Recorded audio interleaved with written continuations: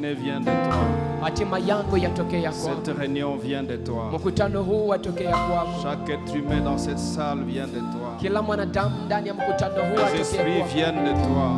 Yatokea kwako. Toute l'existence vient de toi. Uzima wote watokea kwako. Oh, mon âme t'adore. Nafsi yangu ya kuabudu. Adorable mystère.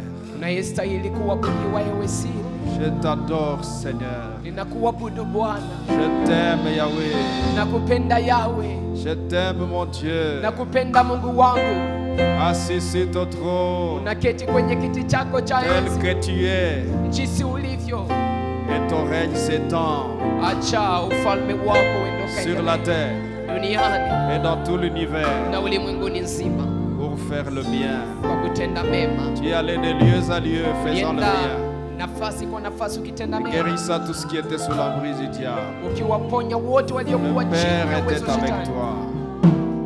Seigneur, bénis ces programmes. Bariki mkutano huu, Première édition de Convention des hommes piliers.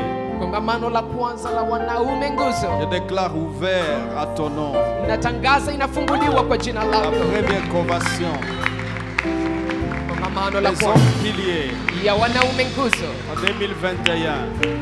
Que ce 2021. programme se produise et reproduise. Et que mon rocher, ma forteresse, Mwamba wangu tu atteignes tes objectifs. wendo kafikie lengo C'est zako. toi que nous venons Ni chercher. wewe ndiye tunakuja tafuta. Laisse-toi trouver en nos cœurs. Acha wendo kapatikana na mioyo Dans zetu le nom de Jésus. kwa jina la Yesu. Amen. Amen. On acclame très bien le Seigneur. Tunashangilia vizuri Bwana. Alléluia. Amen. Asseyons-nous devant le Seigneur. Tunaweza kuketi mbele za Il y a 2 Bwana. ou 3 personnes. Bienvenue dans la première édition de la Convention des hommes piliers. Bienvenue, Ambia bienvenue. watu 2 ama 3 Dis karibu avec ndani ya chaleur, kongamano dis la avec kwanza chaleur, sois la chaleureux. wanaume nguzo. Umwambie na furaha. Sois chaleureux. Mwambie na furaha. Et nous voulons accueillir de manière spéciale les sœurs et les mamans qui sont avec nous. Na tunapenda Et si tu tupokee la kwa vois à ina côté, maalum tu la wadada salues, ambao tu wako lui pamoja fais- nasi. Kama tu uko as pembeni bien fait de yake venir. unaweza kumpatia sango, mwambie umefanya vizuri Sango, kuja. umefanya bien. Karibu. Karibu. Alléluia. Amen. Alléluia. Amen. Alors notre thème pour aller vite. Mada yetu kwa kuenda haraka.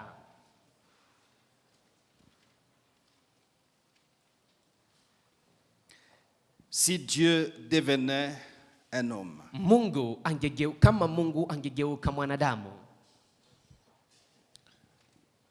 Quand on m'a demandé de préparer le message pour ce programme, Waliponiambia niandae ujumbe kwa j'ai ajili beaucoup ya lutté, mpango huu. j'ai prié devant le Seigneur Nilipambana sana, niliomba mbele za Mungu.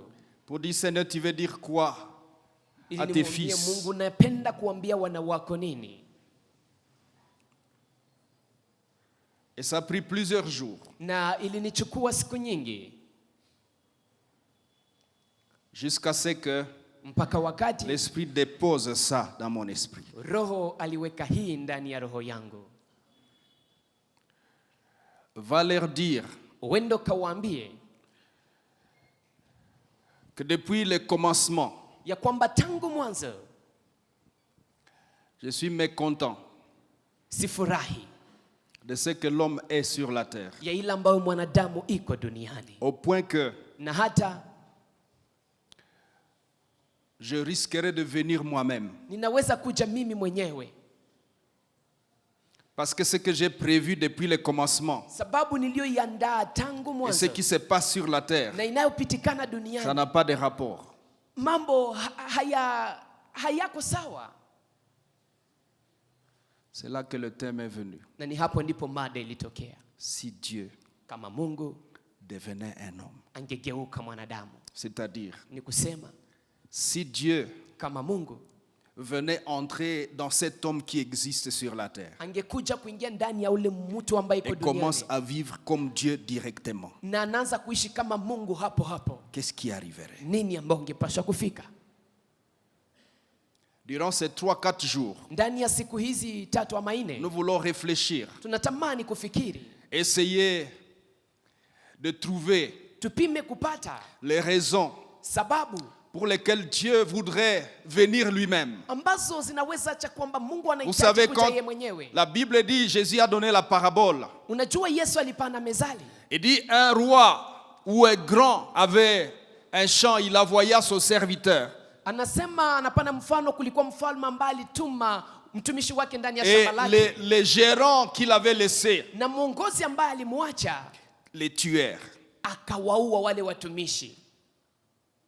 Les gérants tuèrent l'envoyé du boss. Ule msimamizi wa shamba akaua ule ambaye bosi Il envoya encore un second. akamtuma wa pili. Ces hommes tuèrent encore l'envoyé du boss. Ule msimamizi akamuua tena yule mtu ambaye bosi Jusqu'à alituma. ce que, Mpaka wakati après en avoir envoyé autant, kisha kuwatuma wengi il envoya son propre fils. akamtuma mwana wake yeye C'est mwenyewe. Jésus qui parle. Ni Yesu ndiye Il anaongea. envoya son propre fils. Akamtuma mwana wake yeye Et mwenyewe. ce fils-là, Na ule mwana ces hommes dirent, wale watu ça y est wakasema, maintenant. hapa mambo Comme il imefika. envoie son propre fils, Sisi anamtuma mwana nous wake le wa pekee. tuons. Tunamuua et nous prenons l'héritage. na tunachukua urithi wote.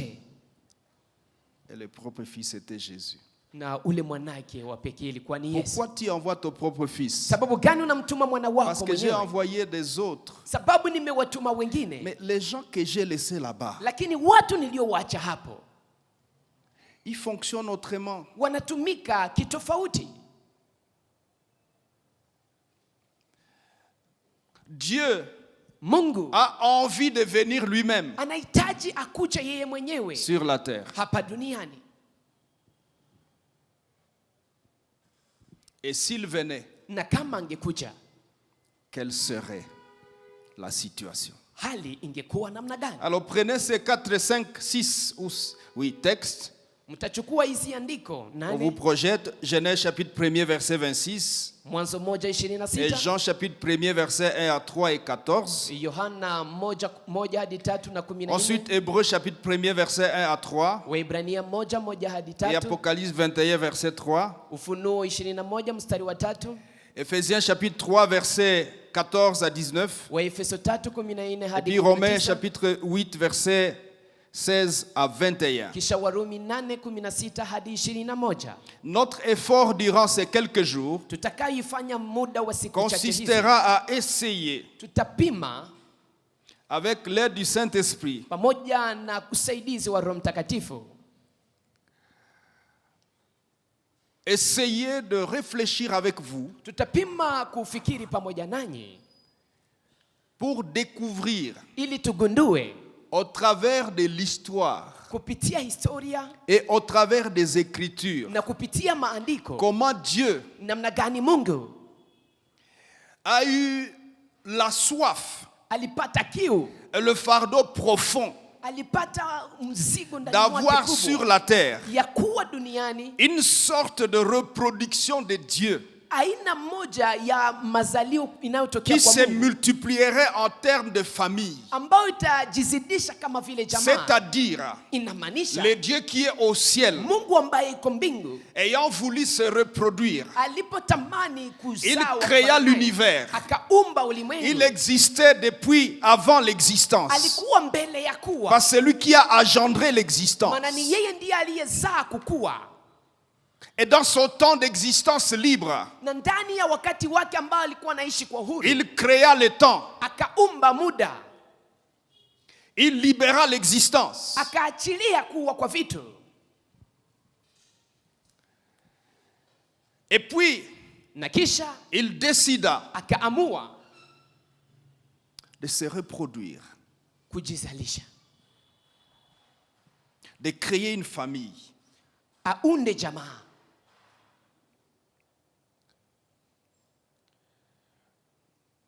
Et puis il créa les cieux et la terre. Kisha kaumba mbingu na dunia, Et il choisit la terre, na akachagua dunia, déposant un être humain akamuweka qu'on mwanadamu appelle homme. ambaye wanamuita mtu. Pour les hommes piliers de l'arche, Kwa ajili ya wanaume nguzo wa kanisa hili, ça c'est juste une révision, nous avons déjà parlé de ça, je ne vais pas beaucoup revenir. hii ni ukumbusho tu, sitarudilia tena pale. C'est Dieu ici, Lakini Mungu huyu voulu se reproduire. alipotamani kuzawa kufanana naye, Et il imagina akafikiri comment il allait confectionner cet être. Ça serait quoi cet être-là? namna gani atatengeneza huu mtu, En itakuwa qui nini il va mtu déposer lui-même. ambaye ndani mwake ataweka yeye mwenyewe. Comment ça va être? Namna gani itakuwa? Et il se dit, je Akasema, prépare d'abord les décors. ninatengeneza kwanza mapambo. Il crée les cieux et la terre. Anaumba mbingu na dunia, Et puis il crée les choses qui devaient entourer la terre. na kisha anaumba vitu ambavyo vingepasha zunguka Et puis il dunia, fabrique toutes choses na kisha anatengeneza mambo yote afin de préparer ili kwamba les lieux où il va déposer l'être en question. nafasi ambayo ataweka ule mtu, Jusqu'à créer le soleil, les étoiles et tout ce que vous connaissez. mpaka kwa kuumba jua, que nyota na vyote Quand mnavyovijua, il va fabriquer l'être qui va être sa reproduction, ili kwamba atakapomtengeneza ule Il mtu ambaye atakuwa anatokea s'assure kwake awe na que le uhakika décor est bien planté ya kwamba mapambo vyote et les vinavyofaa choses vont viko, bien marcher. na kwamba mambo yataendeka vizuri. Au 6e jour, Kwa siku ya sita il créa l'homme. anamuumba mwanadamu, Il créa l'homme. akamuumba mwanadamu. L'homme en question, c'est toi ici. Ule mwanadamu ni wewe hapa. Tu peux acclamer ces privilèges. Unaweza kushangilia hii fursa kubwa. En fait, Unajua c'est toi, homme masculin, qui l'a créé d'abord. ni wewe mtu mwanaume ambaye alimuumba kwanza. Tu peux acclamer ces privilèges. Unaweza kushangilia hiyo neema, Parce que c'est déterminant pour comprendre de quoi nous voulons parler. sababu ni ya muhimu ili uelewe ni Quel nini tunatafuta privilège kuzungumzia. Ni d'avoir été créé le premier. neema gani kuwa uliumba wa kwanza.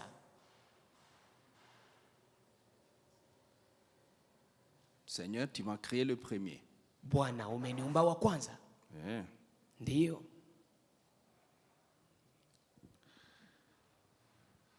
Je suis donc redevable. Ni kusema nina mambo ambayo napaswa Et kuyafanya, il déposa des responsabilités à cet homme-là. na akaweka majukumu ndani ya ule mtu, Et puis, les choses se développent. na kisha mambo yakaendelea. Alléluia. Amen.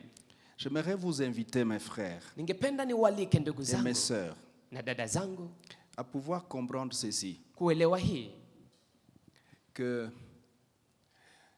la parole que nous partageons, neno tunalolizungumzia,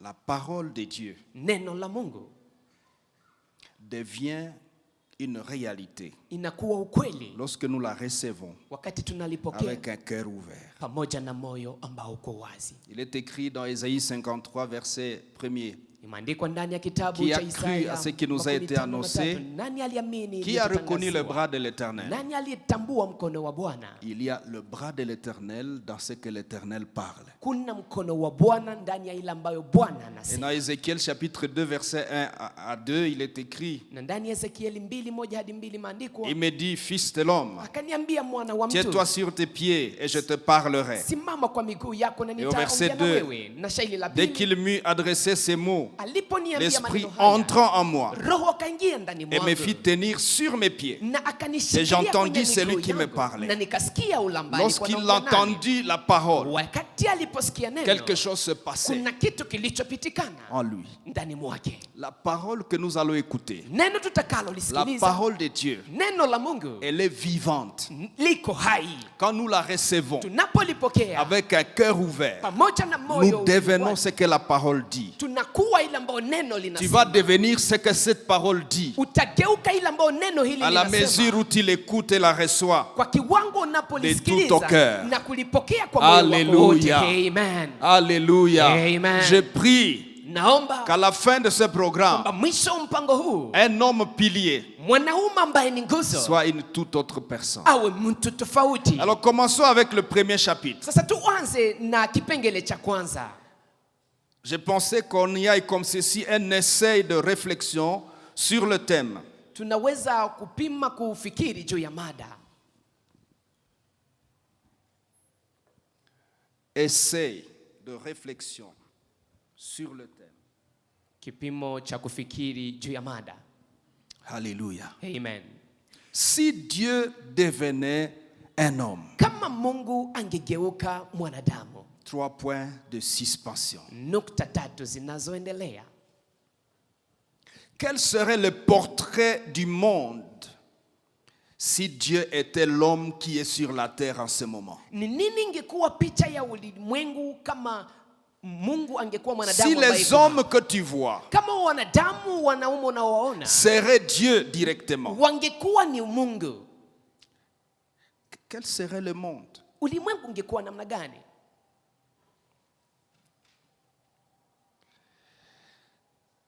Mais la question théologique se poserait en ces termes. Lakini swali la kiteolojia inaweza Dieu a-t-il kuulizwa. jamais eu intérêt de venir sur la terre? Je, Mungu ameshakuwa na faida ya kuja duniani? Quand vous lisez la Bible, Unaposoma de Biblia Genèse à Apocalypse, mwanzo hadi Ufunuo, vous allez repérer utaona, la utatambua soif kiu que Dieu, ambacho depuis avant le commencement, Mungu tangu mbele ya mwanzo, la soif que Dieu a eue kiu ambao Mungu alikuwa nayo d'être sur la terre, ya kukua duniani, en fait, de se retrouver sur la terre en question. achikute ndani ya ile dunia.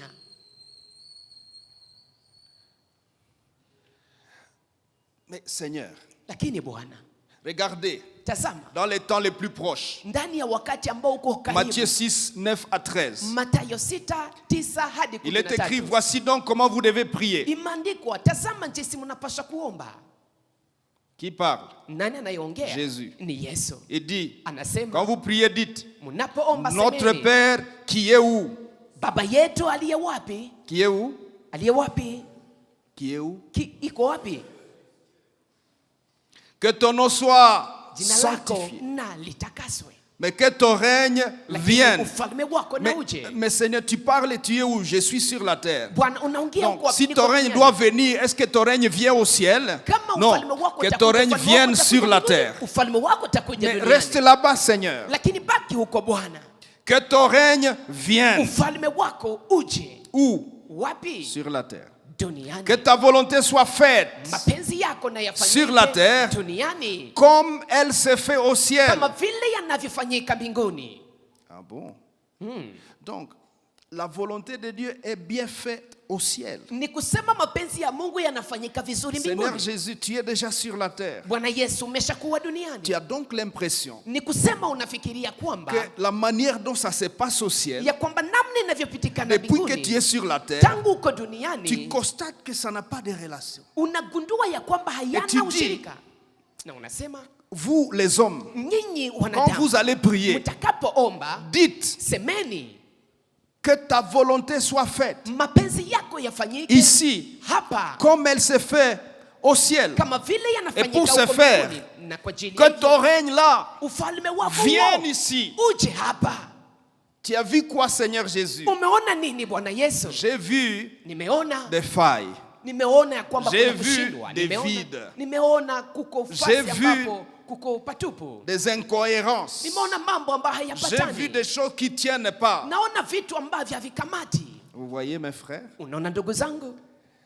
Donc, le verset 9 et 10 nous dit, Ni kusema shairi la 9 na 10 où nous linatuambia, révèle ama une linatufunulia. profonde et lourde intention de Dieu Inakuwa kama vile shauku de kubwa voir ya les Mungu, choses se passer sur la terre comme on se passe au ya ciel. kuhitaji kwamba mambo yapitikane duniani kama yanapitikana mbinguni.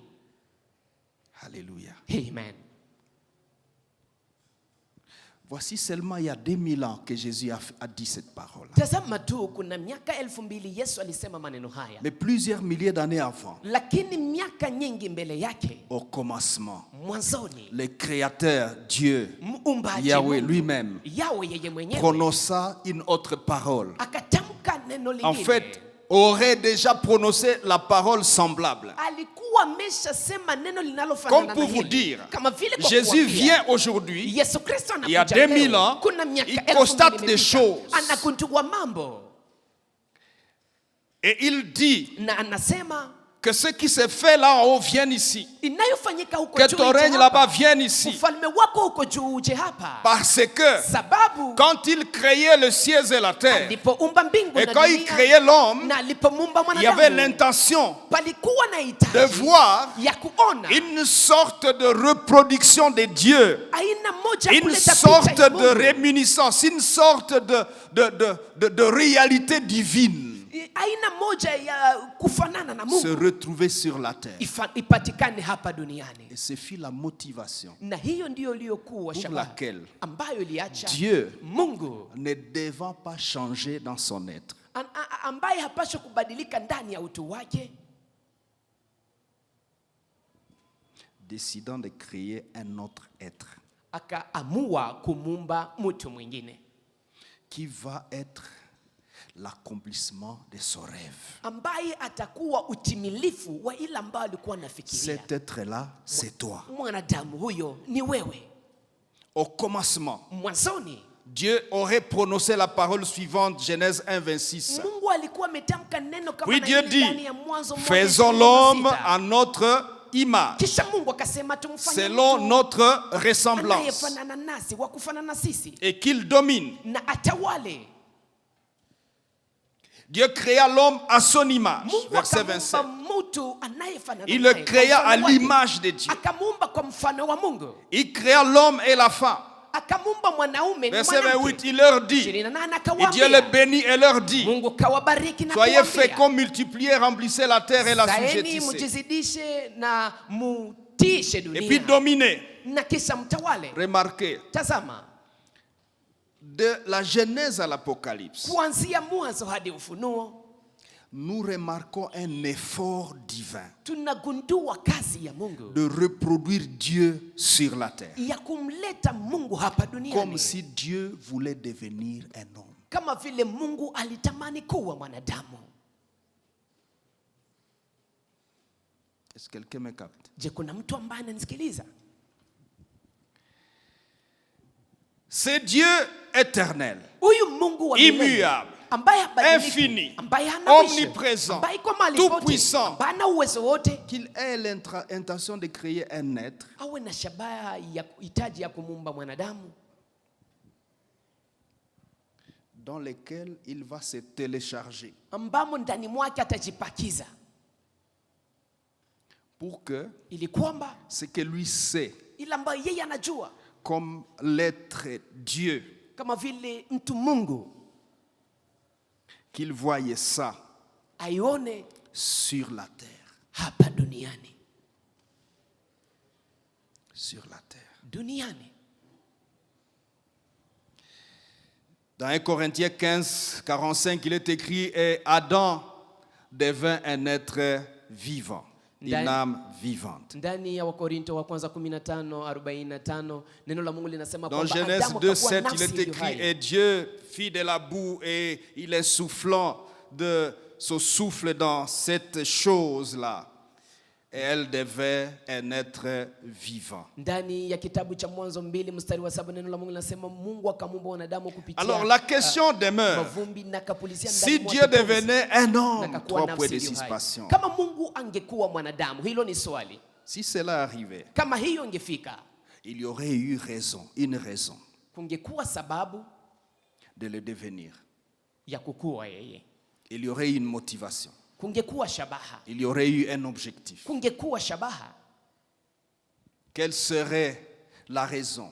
Nini ingekuwa sababu? Tu le ferais pourquoi, Seigneur? Sababu gani ungeifanya Bwana? Première raison, Sababu la kwanza, il le ferait angeifanya pour que cet homme-là ili kwamba ule mtu soit le représentant du Créateur au milieu des créatures. awe mwakilishi wa muumbaji miongoni mwa C'est-à-dire, viumbe, yamaanisha les porteurs du contenu divin au milieu de la création. anayebeba vilivyo ndani ya Mungu miongoni mwa viumbe, Les porteurs du contenu divin. anayebeba vilivyo ndani ya Mungu. J'aimerais que Dieu nous aide. Saint-Esprit, aide-nous à voir. Ningependa Mungu Vous atusaidie. voyez l'univers, Roho Mtakatifu tusaidie. vous voyez Unaona toute cette ulimwengu? création-là. Unaona hii viumbe vyote hivi, Dieu a déjà planté ça. Mungu amesha kuvipanda, Mais il choisit lakini de anachagua créer quelqu'un là-dedans kumumba mtu humo ndani qui va être la vaisselle qui transporte Dieu ambaye atakuwa kama vile ile kikombe kinachombeba Mungu au milieu de toutes les créations. miongoni mwa viumbe vyote. Oh Seigneur, Oh Bwana, tes intentions sont insondables. shabaha zako haziwezi kupimwa.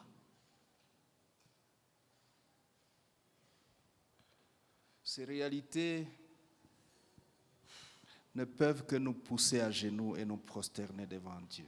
Ukweli huu inapaswa kutusukuma kupiga Pourquoi tu magoti n'as pas choisi les chimpanzés ou la gorille? na kushujudia mbele za Mungu? Sababu gani Mungu hakuchagua J'ai shimpanze ya choisi magorila, celui que je vais appeler Adam. lakini akachagua ule ambaye atamuita Adamu? Je disais, il y aurait raison, une raison. Ningesema kwamba pangelikuwa na sababu. Le représentant de Dieu parmi la création Mwakilishi wa Mungu serait miongoni le mwa viumbe porteur de l'autorité de Dieu angekuwa parmi la création. anayebeba mamlaka ya Mungu miongoni C'est-à-dire, mwa viumbe l'être vyote. humain, Ni kusema mwanadamu il transporte le contenu divin. anabeba ndani mwake vilivyo ndani ya Il Mungu. transporte l'autorité de Dieu Anabeba mamlaka ya Mungu sur la terre. hapa duniani. Alléluia. Amen. Et puis, Na kisha il devient akakuwa la famille de Dieu sur la terre. jamaa la Mungu duniani. Une sorte d'extension de la divinité sur la terre. Ni kama vile endeleo la umungu hapa duniani. Dites avec moi, extension de la divinité. Sema pamoja nami, endeleo la umungu. C'est-à-dire Dieu essaie de s'étendre sur la terre. Ni kusema kama vile Mungu anajiendelesha hapa duniani. Bwana sifiwe. Amen. Deuxième raison qui existerait Sababu ya pili ambayo pour que Dieu ingekuwa devienne un homme, ili kwamba Mungu awe mwanadamu, c'est que cet être homme, c'est Dieu homme ni kwamba sur la terre, huyu Mungu ambaye ni mtu hapa serait la duniani référence directe de Dieu sur la terre. angekuwa Ou le point kielelezo. focal, c'est-à-dire quiconque veut voir Dieu ou savoir quelque chose sur Dieu n'a qu'à consulter cet être-là. Ni kusema yoyote ambaye anahitaji kumwona Mungu Si la angepaswa kumwona ule création, mtu. si les autres créatures Kama viumbe vingine veulent connaître vyote Dieu, vinahitaji kumjua Mungu, ils auront une référence directe là. Sur la... wangekuwa na mtu wa kumtafuta Et cette pale pale référence-là, duniani. c'est Dieu, Non. c'est l'homme. Na ule mtu pale ni Mungu, Et mtu. vous savez, Na unajua dans Romains 8, 19 et suivant, ndani ya Warumi Il est 8:19 na écrit, kuendelea imeandikwa même la création soupire hata viumbe après la manifestation des fils de Dieu. vinangoja kwa shauku kubwa kuonekana Les kwa wana wa arbres, Mungu. les lacs, les forêts, les animaux désirent rencontrer cet être référence de Dieu Miti, sur la terre. bahari, viumbe vyote vinangoja kwa shauku Ils kubwa sont kuona en ule quête mtu de ambaye anakuwa rencontrer mfano wa un être. Mungu. Ils sont en recherche Vinatafuta. de la personne réponse, de cette extension de Dieu sur la terre. Ils le recherchent. La création est à la recherche de l'homme. Uumbaji wote unamtafuta mwanadamu ambaye anakuwa endeleo la Mungu hapa Bwana duniani. sifiwe. Amen. Troisième raison pour laquelle Dieu deviendrait un homme, Sababu ya tatu ambayo ingepaswa acha kwamba Mungu anakuwa mwanadamu c'est que cet homme-là ni kwamba ule mtu, ule mwanadamu devrait être l'être co-gestionnaire, angepaswa kuwa mtu anayetawala pamoja, humain et spirituel, ambaye ni des mwanadamu objectifs de Dieu dans la création. na wa kiroho, anatawala shabaha za Mungu hapa ndani ya uumbaji. Alléluia. Amen. Dans Genèse chapitre 2, verset 15 et suivant, il est écrit: Ndani ya Mwanzo 2:15 na Cultivez la terre. imeandikwa, mlime dunia, gardez la terre, mchunge dunia, tenez les transactions divines mufanye avec le Créateur sur la terre, mujadiliane na Mungu hapa c'est-à-dire les duniani. responsabilités spirituelles. Ni kusema hizi zinakuwa ni jukumu za Pose kiroho. la question à mon frère qui est à côté de toi. Dis-lui, Uliza swali ndugu yangu ambaye iko si pembeni Dieu yako, devenait un homme, kama qu'est-ce qui Mungu allait se passer? angekuwa mtu, nini ingepaswa kupitikana? Pose-lui la question. Muulize hilo swali. Je vais vous présenter quelques 9 propositions Nitawapatia mapendekezo 9 ou suppositions ama inakuwa kama vile majibu lakini za kipande qui arriveraient ambazo zingepaswa kufika si Dieu était l'homme qui circule sur la terre. kama Mungu angekuwa mtu ambaye anatembea hapa duniani. Celui que nous connaissons comme Dieu Ni kusema ule ambaye tunajua kama Mungu serait l'homme que je vois devant moi ici. angekuwa mtu ambaye ninaona hapa mbele yangu hapa. Serait l'homme que je vois devant moi là. Angekuwa ule mwanadamu ambaye naona pale Serait mbele la yangu. femme que je vois là à côté. Angekuwa ule mwanamke nayemwona pale pembeni.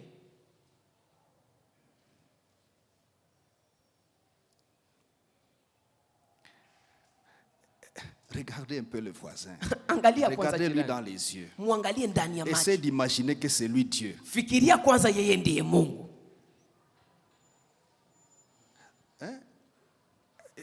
C'est lui Dieu. Yeye anakuwa Mungu.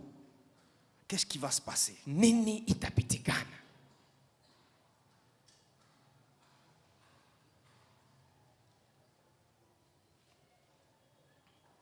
La première assertion, Jibu la kwanza, et si vous la trouvez vraie, na mkiliona kama ni kweli, vous pouvez dire Amen. unaweza kusema amina. C'est que premièrement, Ni kwamba si kwanza Dieu devenait l'homme qui est sur la terre, Mungu angegeuka mwanadamu aliye duniani, la vie sur la terre serait différente. maisha duniani yangekuwa Si c'est vrai, tofauti. vous dites Amen. Kama ni kweli semeni amina. Je n'ai pas entendu l'Amen. Sikusikia amina. 2. Ya pili, Si Dieu devenait l'homme qui est sur la terre, Mungu angegeuka mwanadamu aliye duniani, ton grand-père, babu yako, ton père, baba yako, ton frère, ndugu yako, ton fils mwanako serait devenu comme Dieu est. wangekuwa kama vile Mungu alivyo. Parce que Dieu aurait décidé d'être dedans. Sababu Mungu d'être angekuwa ameamua awe ndani mwao. Donc tu as un grand-père Dieu, Ni kusema una babu ambaye ni tu as un Mungu, papa Dieu, una baba ambaye tu ni as un Mungu, fils Dieu, una mwana Mungu, tu as un cousin Dieu. una binamu Mungu. Hey. Dans Ephésiens 4, 12, 13. Ndani ya Efeso 4:12 na Est-ce que 13. ça peut être possible? Je, yaweza kuwezekana? Est-ce qu'on peut retrouver cette idée dans la pensée de Je, Dieu? tunaweza kupata wazo hilo ndani ya mawazo ya Mungu? Il est Ndio. écrit Imeandikwa que vous soyez parvenus jusqu'à la stature parfaite de qui? ili kwamba De Christ. mufikie kwa kiwango cha kumfanana C'est-à-dire, Kristo. Inamaanisha ces hommes-là, wale devenus watu Dieu, wale waliokuwa seraient Mungu, animés du genre de cœur dont Dieu vit, wangepaswa du kuwa na genre moyo de wa sagesse, d'intelligence, de conseil, de force, d'autorité, de puissance dont Dieu fonctionne. Mungu. Wangekuwa na nguvu, uwezo, Qui hekima, aurait akili cet ambao homme à Mungu côté yuko de nayo. toi, il serait en train de contenir les genres de sagesse, Angepaswa les, kule mtu les- pembeni les yako, genres de angepaswa kuwa na hekima. capacité, Angekuwa na uwezo. les genres d'intelligence, Angekuwa na akili. les genres de conseil Angekuwa dont na Dieu fonctionne. shauri ambazo Quel kama vile za privilège. Mungu. Ni neema gani hii? Parce que Dieu se serait multiplié. Sababu Mungu angejizidisha. Alléluia. Amen. Alléluia. Amen. Et les hommes là Na watu seraient dotés du genre de capacité dont Dieu fonctionne. wangekuwa na ile uwezo ambao Mungu anakuwa nayo. Et imaginez tous ces hommes qui sont assis dans cette salle, Naangalia hao watu wote animés wanaoketi du ndani ya même mkutano genre de huu, capacité de Dieu. ambao wanajaa uwezo Est-ce qu'il y kama aurait des Mungu. problèmes sur la terre? Je, pangekuwa na shida hapa Je duniani? pense que non. Nikifikiri hakuna.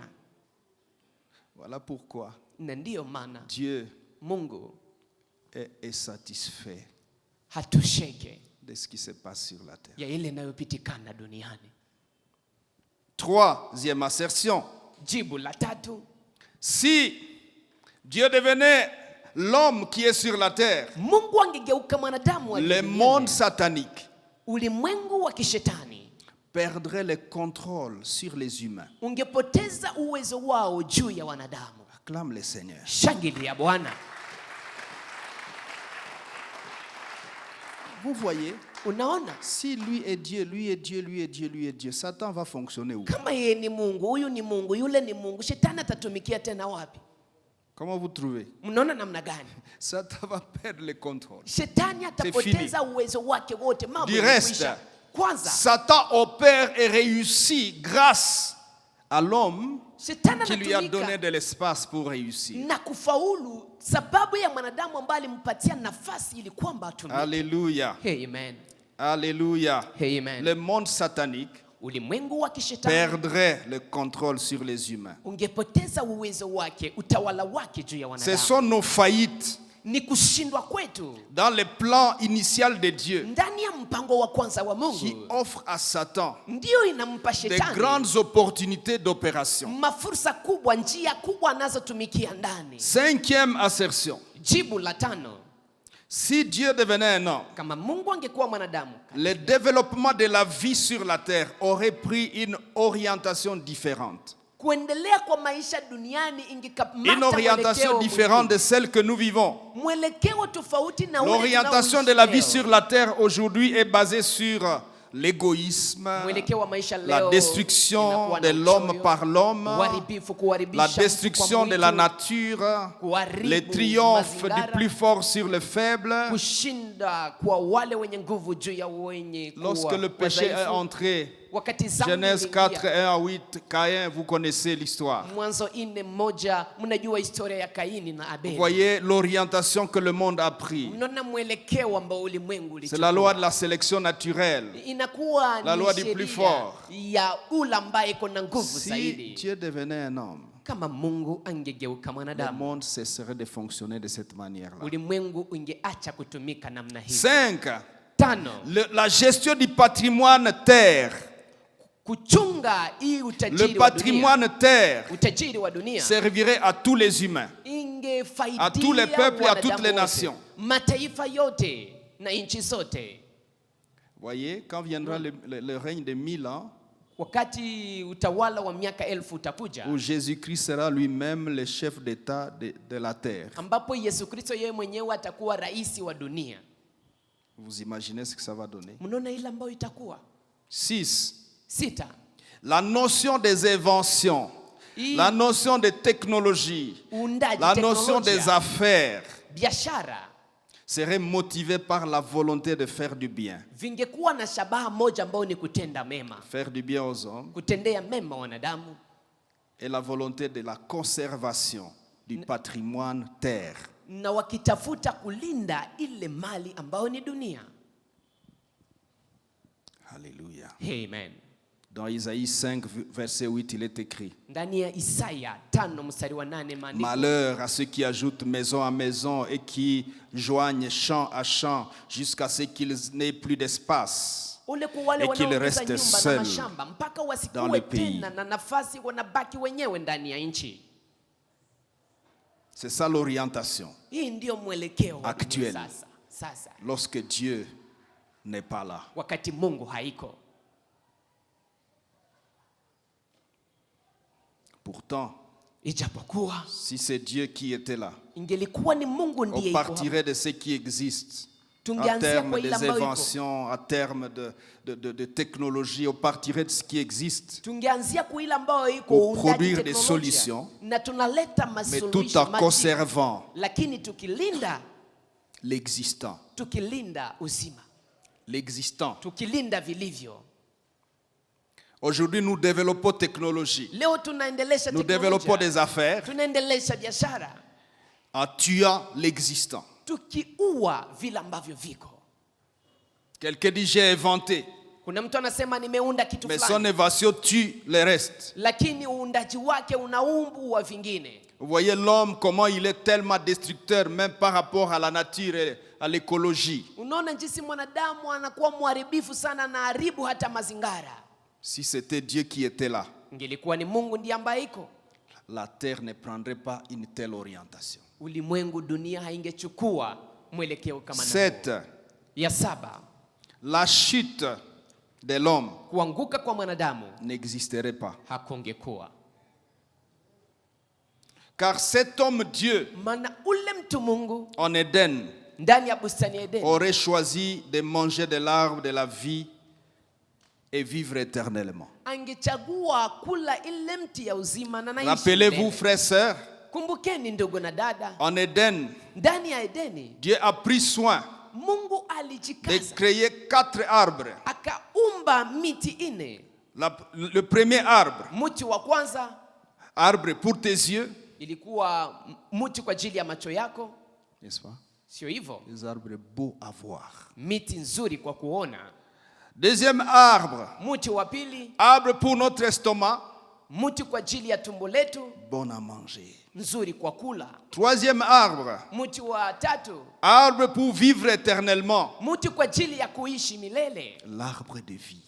mti wa Et uzima. quatrième arbre, Na mti wa nne, l'arbre de la mort, mti wa kifo, ou l'arbre pour mourir. ama mti kwa ajili ya kukufa. L'arbre de la connaissance du bien et du mal. Ni mti wa Il kujua est mema écrit, na car le mabaya. jour où tu en mangeras, tu mourras. Imeandikwa siku utakapoikula utakufa. Alléluia. Amen. Malheureusement, Bahati mbaya, le premier homme sur la terre, mti wa kwanza duniani parmi les 4 arbres, kati ya hizi miti zote il ile choisit akachagua l'arbre de la mort. ile mti wa kifo, Et nous subissons les conséquences jusqu'à ce moment. na mpaka leo tunaishi Huitième matokeo assertion. yake mbaya. Jibu la nane, Si Dieu était devenu homme, Mungu la angegeuka qualité mwanadamu, de la nature physique, notre nature physique, hali ya asili yetu la ya nature mwili, physique de l'homme ya asili ya mwili ya ne mwanadamu se détériorait point, haingeharibika, car même la mort sababu hata kifo ne serait pas là. haingekuwa.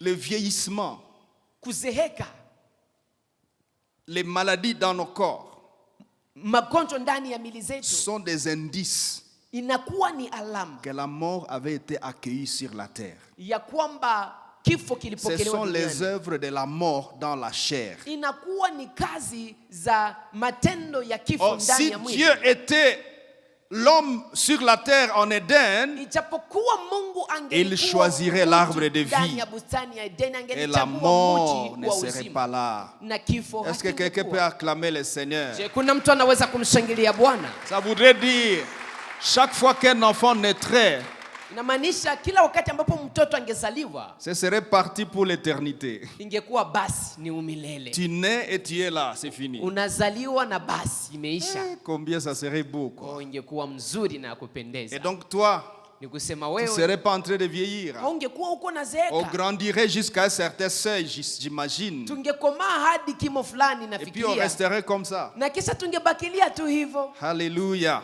Amen. Alléluia. Amen. La 9e assertion, Jibu la 9, et je pense que ça c'est une révélation, na nikiwaza hii ni ufunuo hii, c'est que toute la quantité d'écriture dans la Bible ni kwamba hii maandiko yote ndani ya Biblia relative à la chute, yanayoambatana relative na au salut kuanguka, de l'homme, yanayoambatana na wokovu relative wa aux mwanadamu, efforts de l'Éternel de sélectionner une famille, Abraham, kufuatana na ile yote ambayo Mungu par alifanya ili kwamba lequel, achague par jamaa la laquelle Abrahamu, les sauveurs viendraient. ambalo kupitia nalo Mwokozi Toutes ces atakuja. écritures Ile maandiko yote hii concernant l'œuvre du salut, kufuatana na kazi ya concernant wokovu, la propagation du message de la mort et la résurrection de Christ, kufuatana na kuhubiri ama kuendelea kwa ujumbe concernant les affaires wa de la kifo na ufufuko wa tribulation, Kristo, les affaires de Gog et Magog, de l'Antéchrist, kufuatana na mateso concernant les makubwa, affaires vita vya Gogi na du Magogi, jugement dernier. kufuatana na hii mambo ya hukumu ya mwisho. Toutes ces écritures-là Yale maandiko yote seront gommées de la Bible. yangevutwa ndani ya Biblia. Avez-vous vu ça? Qu'est-ce qui reste de la Bible? Nini ingebaki ndani ya Biblia? Chapitre 1 et chapitre 2 seraient notre Bible. Sura ya kwanza na ya pili ndiyo ingekuwa Biblia yetu. Amen. Ça serait pas si lourd comme ça. Haingekuwa nzito hivi. On peut acclamer le Seigneur. Tunaweza kumshangilia Bwana. Alléluia. Amen. Alléluia. Amen. Regarde un peu, regarde dans ta Bible. Angalia kwanza ndani ya Ta Biblia. Bible serait chapitre 1 et chapitre 2. Biblia yako de ingekuwa Genèse. sura ya kwanza, sura ya pili ya kitabu cha Mwanzo na basi. Parce que chapitre 3 c'est la chute. Sababu sura ya 3 inakuwa ni kuanguka tayari. Avec tous les entraînements jusqu'à l'antéchrist, jusqu'au temps de tribulation, jusqu'à l'enlèvement, toutes ces choses-là ne seraient pas là. Na mambo yote yaliyokuja baadaye yote haingekuwa ndani ya Biblia. Est-ce que vous vous rendez compte? Je, mnagundua Si Dieu devenait un homme. Kama Mungu angegeuka mwanadamu.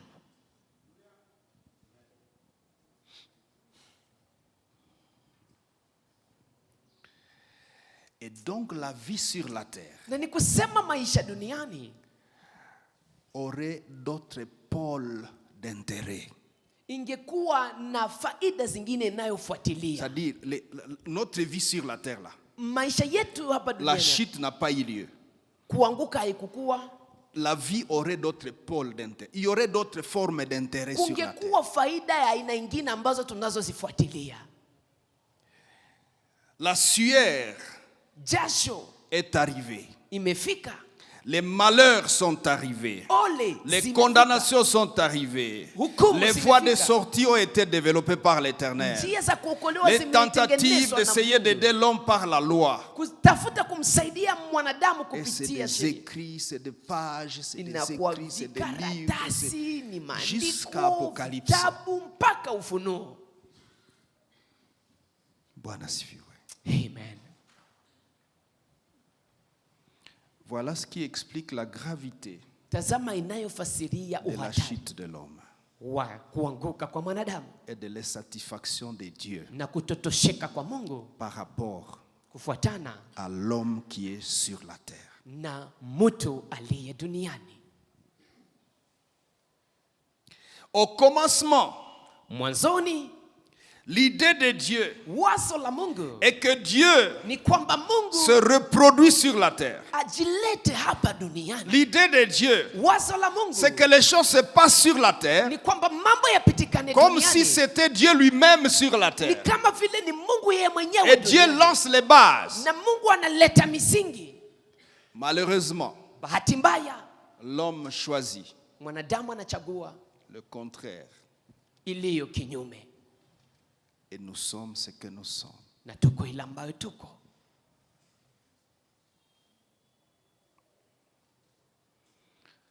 Dieu, Mungu, vas-tu devenir un homme? je utakuwa mwanadamu? Je remonte au commencement de mon message. Ninarudilia kwa mwanzo wa ujumbe wangu, Au lieu pahali que Dieu kwamba vienne lui-même sur la terre physiquement, pahali Mungu akuje yeye mwenyewe il duniani, aurait choisi angechagua de créer un être amuumbe mtu à qui il allait élever au rang de Dieu. ambaye angemuinua kwa ngazi Au ya lieu Mungu. que moi, Dieu, je vienne sur la terre, Bali kwamba mimi Mungu nije je, duniani, je lance une créature ninaleta que kiumbe je vais élever au rang de Dieu. ambacho nitakiinua kwa ngazi Et ya cette Mungu. créature, Na kiumbe hicho je vais mettre de moi-même dans cette créature, nitajiweka mimi mwenyewe ndani ya Cette kiumbe hicho, créature na kiumbe va hicho accomplir sur la terre kitatimiza duniani ce que je rêvais, ila ambao nilikuwa moi, naifikiria l'Éternel. mimi Mungu. Mais cette créature, Lakini kiumbe hicho élevée au rang de Dieu, ambacho kimeinuliwa kwa ngazi ya devrait Mungu fonctionner kingepasha tumika, avec des standards élevés. kingepasha tumika na kanuni za juu, Des standards élevés. kanuni za juu. J'aimerais partager rapidement Ningependa nizungumze haraka sur ces standards élevés. juu ya kanuni hizi zilizo juu, Et c'est au 2e chapitre, le rêve divin. na ni kwa kipengele cha pili Hallelujah. ambacho ni mafikiri ama mawazo ya Mungu. Alléluia. Amen. Un standard élevé en 3 dimensions. Kanuni zinazoinuliwa kwa En viwango nature, tatu. Ndani ya asili, standard élevé en nature, kanuni standard zinazoinuliwa élevé ndani ya en asili, système de fonctionnement. zinazoinuliwa Et ndani ya troisièmement, mitumikio, standard élevé na ya tatu kanuni za en juu esprit. ndani ya roho. Et ces 3 standards Na kanuni tatu hizi qui sont attendus de l'homme, ambazo zinangojewa toka mwanadamu les voici.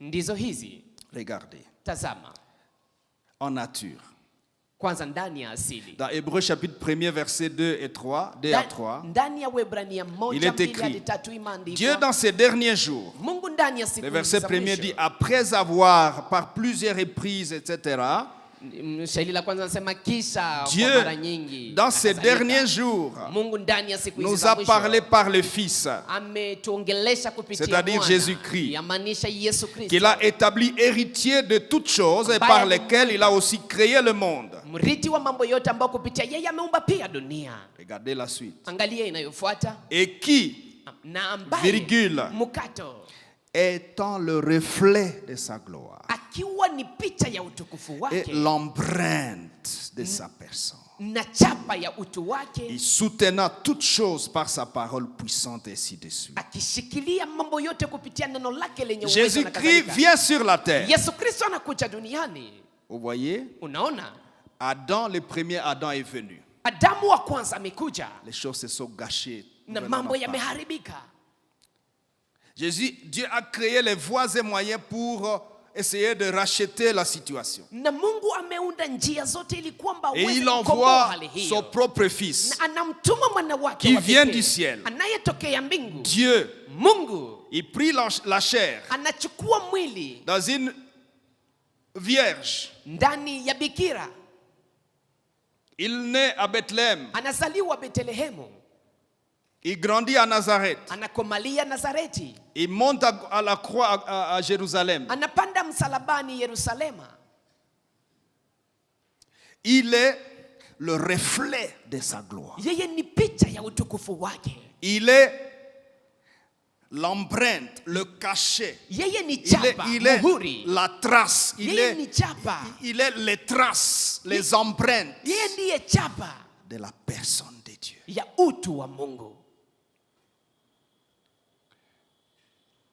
Seigneur, Bwana, tu voulais donc ni kusema que ulitaka nous qui sommes sur la terre, ya kwamba sisi tulio duniani depuis le commencement, tangu mwanzo nous ayons été tuwe le reflet de ta tulikuwa gloire. picha ya Mungu, Nous ayons été tuwe tulikuwa l'empreinte de ta personne. chapa ya utu C'est wako. pourquoi, Na ndiyo au maana commencement, mwanzoni tu nous créas à ukatuumba ton image, kwa mfano wako, selon ta ressemblance, kwa kufanana na wewe, afin que nous accomplissions la mission ili kwamba tuweze et que nous kutimiza kazi, développions,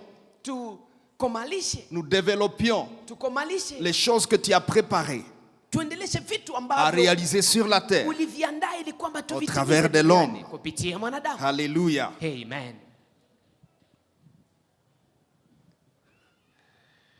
Mais vous allez me dire, mais pasteur, Lakini mtaniambia ça c'est mchungaji, Jésus, c'est normal. huyu ni Yesu, ni kawaida.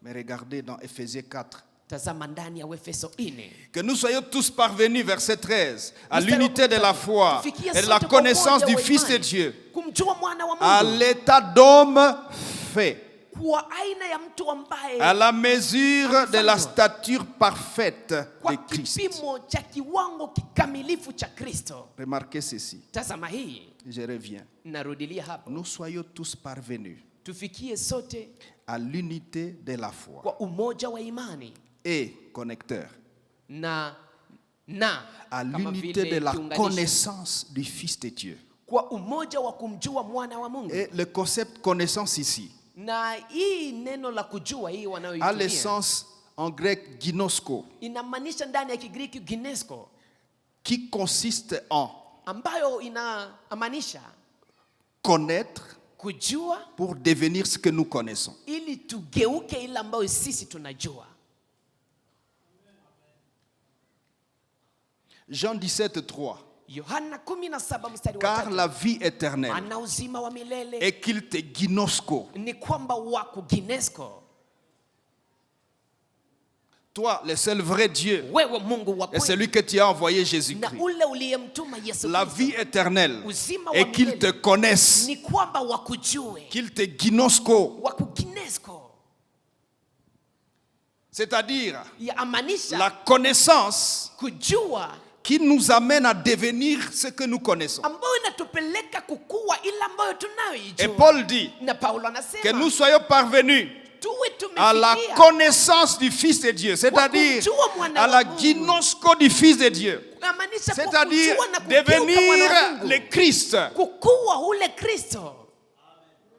Et puis regardez la suite. Kisha angalia inayofuata. Elle dit à l'état d'homme fait. Kwa hali ya mtu C'est-à-dire, ambaye amefanyika, yamaanisha à l'état d'homme fait. L'homme fait, c'est qui? mwanadamu ambaye amefanyika ni nani? À l'état du vrai homme. Kwa hali Le ya vrai mtu wa homme kweli. que j'ai imaginé au commencement. Mtu wa kweli ambao niliyemfikiria tangu mwanzo. Et c'est ces choses Na ni mambo qui haya conduisent à la stature parfaite de Christ. ndio yanatupeleka kwenye kimo kamilifu cha Kristo. Alléluia. Amen. Et cette nature parfaite Na hiyo kiwango cha kikamilifu ne se vivra pas au ciel. hatutakiishi mbinguni. Je vous ai dit, il y a changement de carte. Nimewambia mambo Au yamebadilika. lieu que Dieu vienne lui-même, Pahali Mungu akuje yeye il a mwenyewe dit, amesema j'envoie l'homme là-dedans. namtuma mtu humo. Et cet homme-là Na ule mtu va vivre Dieu, ataishi Mungu. va devenir Dieu Atageuka Mungu sur la terre en hapa question. duniani. Cet homme-là Ule mtu va devenir le reflet de la gloire. atakuwa ni Cet picha homme va utukufu. devenir l'empreinte de la personne de Dieu Atakuwa ni chapa ya utu wa Mungu durant tout son séjour sur la terre. ndani ya wakati Vous wake savez wote hapa pourquoi duniani. Jésus, en parlant, lorsqu'il marchait avec ses disciples, Unajua sababu gani Yesu Il anapoongea répond à anapotembea na Philippe, wanafunzi wake, dans Jean anamjibu 10:30, Filipo, ndani ya kitabu cha il dit, Yohana 10, moi et le Père, 13. nous sommes un. Anasema mimi na Baba ni wamoja. Qu'est-ce que tu veux dire? Wahitaji kusema Le nini? Père est au ciel. Baba si iko mbinguni, Moi, ici sur la terre. lakini Et le mimi Père là au ciel. hapa Nous sommes duniani un. na Baba uko mbinguni, tuko Et dans Jean wamoja. 14:9, il dit, Ndani ya Yohana 10, celui qui m'a vu a vu le Père. aliyeniona ameona Baba. Dites à ton voisin, Ambia jirani yako, celui qui t'a vu a vu Dieu. je, aliyekuona ameona Mungu? Demande-lui la question. Muulize ile swali. Dis, frère, celui qui t'a vu a vu Mwambie Dieu. ndugu, je, ule ambaye amekuona ameona Mungu? Je ne sais pas si nous mesurons Sijui les kama attentes, tunapima ile ambayo Mungu les anangojea. attentes de Dieu. Ile ambayo Mungu anangojea kwetu. Amen. Alléluia. Amen. C'est le Fils unique venu du Père. Ni mwana wa pekee aliyotokea kwa Baba. Il est sur la terre. Iko duniani. Il vient sauver l'humanité. Anakuja kuokoa ulimwengu. Il veut dire, anakuja kusema, moi sur la terre ici. mimi hapa duniani hapa. Si vous cherchez Dieu, Mukitafuta vous Mungu, m'avez trouvé. mumenipata tayari. C'est-à-dire, Ni kusema l'idée initiale, wazo la kwanza depuis le commencement, tangu mwanzo ressemblerait lingefanana à ce que vous palpez na maintenant. ile ambayo mnayoiona sasa. Voyez, ce Unaona? jeune homme, Jésus, Huyu kijana Yesu à l'âge de 12 ans dans le temple avec les Asiens, kwa miaka 12 ndani ya hekalu pamoja Il na wazee, parle. anaongea, il explique les choses de Dieu. anafasiria mambo ya Et les Mungu. Asiens s'étonnent. Na wazee Ils disent, wanashangaa, mais petit wanasema oyo autiwa. huyu kijana anatokea Oya wapi? petit nini hao? Waza mwanana. Huyu ni mtoto Tous wa ces nani? vieillards ont oublié pendant 3 jours Wale wazee wote wamesahau muda wa siku de lui tatu poser la question. wa kumuuliza swali, Et tes parents sont où? na wazazi wako wako wapi? Tu dors où? Unalalaka wapi? Ils étaient tellement dans la présence Walikuwa ndani ya uwepo de sana cette tête qui est venue là-haut. ya ule mtu ambaye ametokea juu. Pourtant, c'est de ça que vous, les Asiens, Ijapokuwa ni hiyo ndio vous wazee, devriez être ce que cet enfant est là. ungepaswa kuwa ile ambao ule mtoto iko pale. Vous devriez être ça. Ungepaswa kuwa ile, Et ils jouissent na wanafurahi de la présence du jeune homme. na uwepo wa ule kijana. Alléluia. Amen. Que le monde commence à jouir de ta Acha présence, ulimwengu uanze kufurahia dans uwepo ta wako famille, ndani ya chama de lako, ta présence dans ton uwepo église, wako ndani, de ta présence dans ton entreprise. uwepo wako ndani ya kampuni lako. Qu'ils sentent Dieu, Wasikie qu'ils Mungu. sentent que Dieu est là. Wasikie Mungu iko Souvenez-vous pale. des disciples d'Emmaüs. Kumbukeni wanafunzi wa Emaisi Ils marchent. Il y a un wanatembea monsieur qui les na les a kuna rejoints. Bwana ambaye anawakutana, Il vient de Jérusalem. wanatokea Yerusalema. Et puis un monsieur leur pose la question, vous Na parlez kuna de quoi? Bwana ambaye anawauliza swali, Et ils mnaongea lui disent, nini? mais toi, là, Na là. wao wanamwambia wewe nini? Tu es le seul ici, là, Wewe wewe qui tu ne connaît pas ce qui se passe. ndio hujui ile ambayo Mais unapitia. c'est Jésus, non? Si ni Yesu. Quand il prétendait que... Alikuwa anafikiria Et puis on l'a kwamba crucifié, mais il y a kisha 3 jours, il est dans la tombe. wamemtundika, siku 3 tayari iko ndani ya kaburi. Ok. Sawa. la Bible dit, Biblia inasema et le monsieur en question ule bwana ule commence à leur expliquer les anaanza Écritures. kuwafasiria maandiko Depuis le commencement, tangu mwanzo, depuis les prophètes. tangu Il manabii, leur explique. anawafasiria. Et puis ils arrivent. Na kisha wanafika Ils commencent à sentir que wanaanza kusikia kwamba ces messieurs ici, en fait, c'est qui là? huyu bwana huyu ni nani? Ils sentent Dieu. Wanasikia Mungu. C'est ça qui devait se passer chaque jour. Na hiyo ndio ingepaswa Dans ton kupitikana existence. kila siku ndani ya maisha yako. C'est ça que Dieu attend. Na ni hiyo ndio Mungu anangoja. Et quand il va rompre le pain Wakati hata umega mkati et il disparaît, Nanatoweka. c'était lui. ilikuwa yeye. Écoutez ce qu'ils disent. Lakini sikia wamba Et nos wanasema, cœurs ne brûlent-ils pas? na mioyo zetu je Quand il hazikuungua parlait, wakati alipokuwa anaongea? Je vais te poser la question. Nitakuuliza Les cœurs des voisins avec qui tu marches brûlent quoi? Mioyo za jirani ambao unatembea pamoja nao sentent zinaungua nini? Wanasikia N'est-ce pas nini? qu'ils sentent ton impudicité? Si wanasikia uzinifu wako? N'est-ce pas qu'ils sentent ton cœur méchant? Si wanasikia roho yako mbovu? Ils sentent tes bêtises, ils sentent. Wanasikia makosa C'est yako? bizarre. Wanasikia ovyo? Ils ont envie de.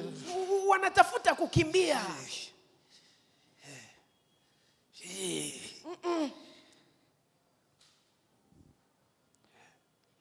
Or, c'est ça que nous vivons sur la terre. Ijapokuwa ni hiyo tunaoishi Dans hapa ton quartier, ndani ya kata quels lako. sont les voisins qui ont déjà senti que tu es enfant de Dieu? Ni wangapi majirani ambao wameshasikia kwamba wewe ni mtoto wa Mungu?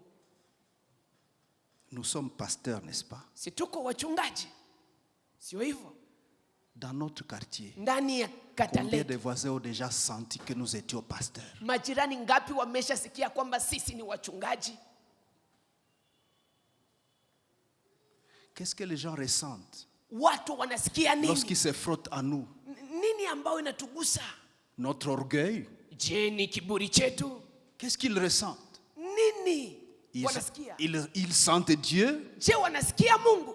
Pourtant, c'est tout ce que Dieu attend. Ijapokuwa hiyo ndio Mungu anangoja. Être sur la terre, Kuwa le duniani, reflet de sa gloire, picha ya utukufu wake, l'empreinte de sa personne, chapa ya utu la wake, stature parfaite de Christ. kiwango cha ukamilifu wa Kristo. Seigneur, aide-moi. Bwana nisaidie. Mais viens toi-même vivre en moi alors. Njoo wewe mwenyewe basi uishi ndani mwangu. Et Dieu dit, attends, Na Mungu anakusema, tu veux que je vienne comment encore? unapenda nikuje tena namna Dès gani? le commencement, Tangu mwanzo huu j'ai déposé en toi de moi-même. nimeweka ndani mwako yangu mimi mwenyewe. C'est vrai, la chute a tout gâché. Hakika kuanguka Et imeharibisha puis tu as reçu Jésus. na kisha umempokea Yesu. Mais le Jésus en question Lakini ule est Yesu venu arranger les effets de la chute. amekuja tengeneza ile Mais matokeo depuis que Jésus est dans ton ya cœur, lakini tangu Yesu kumwona es-tu devenu le reflet de sa gloire? je umegeuka L'empreinte picha de ya sa utukufu personne? wake, chapa ya utu wake, La stature de Christ. kimo cha Kristo. Certains textes dans la Bible, nous les lisons comme des illusions. Maandiko moja ndani ya Biblia tunazisoma kama C'est des vile tu. histoires. Hii ni mahistoria hii. Biko sabi ni bia kiroho ni bila kwa ni bia kiroho C'est huko. trop spirituel. Alors que Dieu attend ça. Ijapokuwa Mungu anaingoja. Dieu attend ça. Mungu anaingoja. Alléluia. Amen.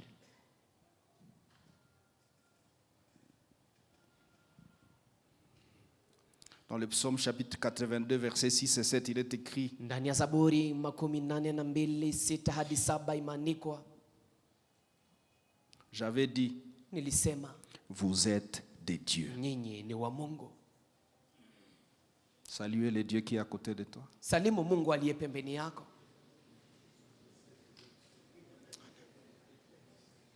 Est-ce que ça entre? Je, Je inaingia? vous ai dit, si nous recevons ce message avec un cœur ouvert Nimewambia tukipokea ujumbe huu et na que moyo nous ulio wazi, connaissons ce que Dieu est en train de nous dire, na tunajua ile ambayo Mungu kwa tuambia. ginosko, UNESCO, nous allons devenir ce que nous sommes en train de comprendre. tutageuka ile ambayo tuko tunaelewa. Alléluia. Amen. J'avais dit, vous êtes des dieux. Nimesema nyinyi Vous ni êtes Mungu. tous fils du Très-Haut. Nyinyi wote ni wana wa Maintenant, Mungu aliye le juu. Très-Haut engendre quel genre de fils de bassesse? Sasa ule aliye juu sana anazaa watoto gani? Watoto wa chini chini? Si un Très-Haut engendre des fils, Kama aliye juu anazaa wana, ces fils sont comment? wale wana ni wana namna gani? Ils sont très hauts comme leur père. Hao ni wa juu sana kama Est-ce que baba tu as yao. déjà imaginé quelle est ta stature? Sio umeshafikiria Quelle ni est nini notre kimo statut? chako? Ni nini Vous nafasi êtes yetu? des fils du Très-Haut. Nyinyi ni wana wa aliye Vous juu. êtes des dieux. Nyinyi ni Mungu. Merci Seigneur. Asante Bwana. Aide-nous à les comprendre. Tusaidie kuielewa. Dans Jean 1,12, il est écrit Ndani ya à Yohana tous ceux qui l'ont 1:12, reçu, maandiko il a donné le wote pouvoir de waliompokea, devenir enfants de Dieu, aliwapatia qui uwezo wa sont kuwa nés watoto non wa du Mungu. sang, ni de la volonté de la chair, ni de la volonté des hommes, mais de Dieu. Wamezaliwa pana kwa mapenzi ya mwanadamu ama ya mwili, lakini wamezaliwa na Mungu. Ils sont nés de Dieu. Wamezaliwa na Mungu. Naître de quelqu'un signifie être engendré par lui, Kuzaliwa tokea mtu ni kusema umezaliwa na être yeye. reproduit par lui. Umezaliwa na yeye.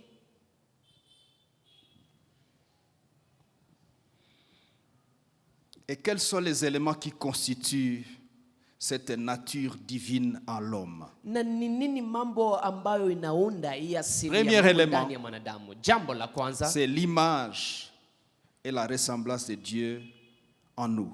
ni sur la picha terre. na mfano wa Mungu ndani mwetu hapa duniani. Genèse 1, 26, 27. Yohana 1:26 na 27. Deuxième élément, Kitu cha pili c'est l'homme ayant libre arbitre. ni mwanadamu ambaye ana uhuru wa kuamua. Genèse 2, 17. Yohana Mwanzo Ce qui rend 2:17. l'existence agréable et qui donne à l'existence un sens, c'est le libre arbitre. Inayofanya kwamba maisha ikuwe nzuri ni ile uhuru wa kuamua ndani mwako. Troisième élément, Jambo la tatu, homme, fils du Très-Haut. mwanadamu ambaye ni mwana Psaume wa Mungu 82, aliye 6, juu. 7. Zaburi Dieu comme père 82 mstari wa 7. Mungu kama baba et tous les humains na wanadamu wote comme fils et filles kama vile wana na ayant binti un même père, ambao wanakuwa na baba c'est-à-dire ayant mmoja. une même source, Ni kusema ambao wanakuwa na chemichemi ama chanzo l'éternel kimoja Dieu. ambaye ni Yahweh Mungu. Quatrième élément, Kitu cha nne, homme éternel, mwanadamu wa milele créé pour une éternité de gloire. ambaye ameumbwa kwa ajili ya umilele wa Et utukufu. cinquième élément, Na jambo la tano, homme chargé de responsabilité envers la création. mwanadamu ambaye anakuwa na jukumu mbele za viumbe Bref, vingine. Kwa cette kifupi, image de Dieu en nous, hii picha ya Mungu ndani mwetu, cette empreinte de Dieu en nous, hii chapa ya Mungu ndani mwetu, cette stature parfaite de Christ en nous, hii kiwango kikamilifu cha Kristo ndani mwetu fait que l'homme devienne un être inafanya capable kwamba mwanadamu akuwe mtu anayekuwa na uwezo, d'être porteur de Dieu ou du divin sur la terre. anayebeba Mungu duniani. Fait de l'homme un être capable d'interagir avec Dieu, son créateur. Inamfanya kwamba mwanadamu awe na uwezo wa kujadiliana na Mungu Un être muumbaji capable wake. de devenir enfant de Dieu. Mwanadamu ambaye anaweza kuwa mwana Un mtoto être wa Mungu. capable de vivre éternellement avec Dieu. Mwanadamu ambaye anaweza kuwa na uwezo wa Un kuishi être milele na capable de Mungu. représenter Dieu sur la terre. Mwanadamu ambaye dans anaweza la kuwa na uwezo wa création. kuwakilisha Mungu duniani na mbele ya viumbe Alléluia. vingine. Amen. Alléluia. Amen. On va se limiter ici pour aujourd'hui comme le temps est fini. Tutaishia hapa kwa leo jinsi muda umekwisha. Bref, Kwa kifupi, frères, sœurs, ndugu na dada, Dieu, Mungu devenir un homme, kugeuka mwanadamu il a travaillé sur ça autrement. ametumika juu yayo Il kwa nous kitofauti. a plébiscité. Ametuinua, Il nous a promu ametuinua pour devenir, ili kwamba tuwe nous sur la terre, devenir Dieu à sa place. tukuwe Mungu kwa nafasi yake Sur hapa la duniani. terre. Hapa duniani. Alléluia. Amen. Et c'est possible. Na inawezekana.